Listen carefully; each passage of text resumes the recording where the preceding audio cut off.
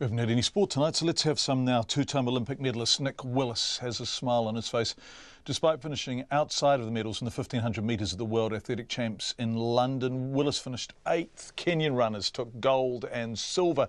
And fellow Kenyan Asbel Kiprop had been chasing a 4th straight World 1500 metre title, 4th straight, but finished 9th, passed by Willis on the home straight. In fact, in dream that Willis had only a limited build-up to the event, he expected the Kenyans would dominate from the outset.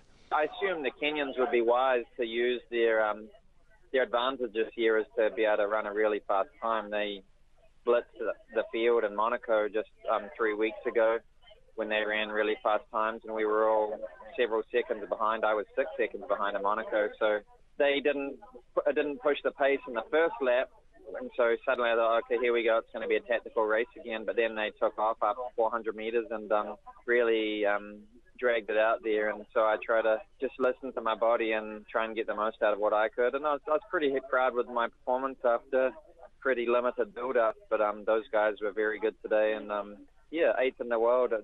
I've got a smile on my face, surprisingly. So, we take that as a real positive and stepping stone after these hiccups as we will start looking forward to the campaign for the Commonwealth Games in probably 7 or 8 months.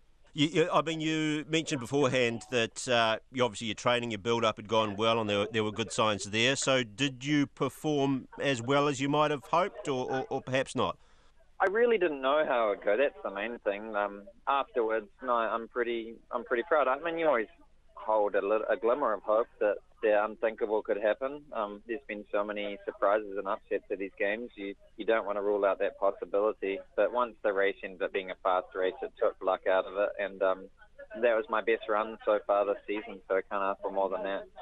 What does this tell you about the Commonwealth Games, the Gold Coast? Does it mean you're on track? Does it make you reassess things, or what can you take, if anything at all?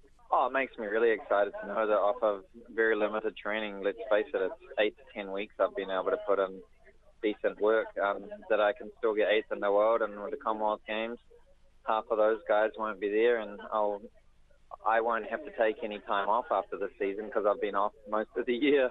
So I'll just use this as a really good launch pad to get a really good base. And the best thing is I'm completely healthy, so I'm really excited to give this super endurance training a go and see what I can do over a 5K. I couldn't give that a go this year because I was only able to do limited training. So the Commonwealth schedule seems to make the 5K 15 double a possibility, and exciting that Asbel Kiprop says that he's going to give the 5K a go at the Commonwealth Games as well. So that should be fun to have him and I on the 5K at the start of the game. So that will keep me motivated in training.